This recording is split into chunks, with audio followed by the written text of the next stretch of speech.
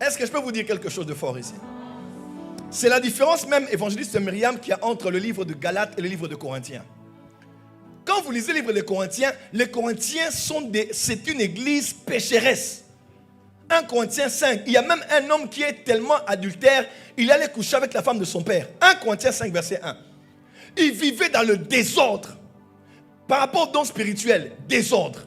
Par rapport à la Sainte Seine, même Paul a dit, si vous voulez vous enivrer, hein, allez boire à la maison. Et les gars disaient, oh le vin là, le sang de Jésus, tellement bon. Et puis s'enivrer. Oh le corps du Seigneur, alléluia. Il bouffait, il s'empiffrait du corps de Jésus.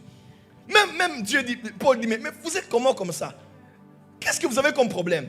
Une église vraiment qui vivait dans le désordre, dans la dépravation charnelle. Les femmes parlaient comme elles voulaient. Il a dit, allez, mettez un voile sur la tête parce que c'était vraiment le désordre.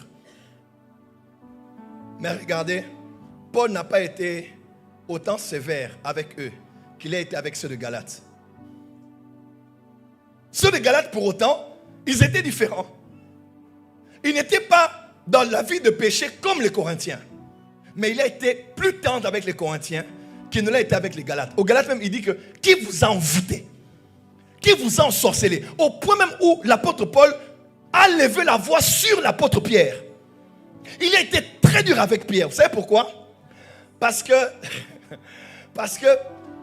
les Corinthiens connaissaient l'importance tellement de la machine à laver qu'ils se salissaient les vêtements.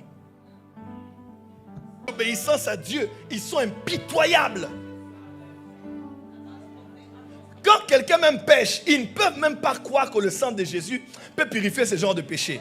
Eux, ils ont cassé la machine à laver. Mais les Corinthiens, ils connaissaient tellement la grâce de Dieu qu'ils commençaient à faire n'importe quoi. Alors, il faut trouver le juste milieu.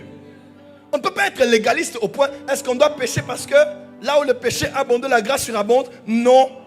La grâce n'est pas une licence pour aller pécher.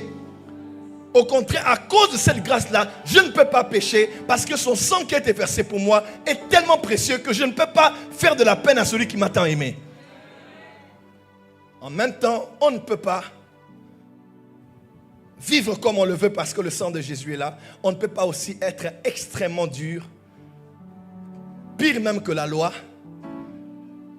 empêchant certains de trouver grâce aux yeux de Dieu parce qu'on se dit que la loi est telle qu'elle est. On peut avancer. C'est ainsi. On peut avancer. Troisième.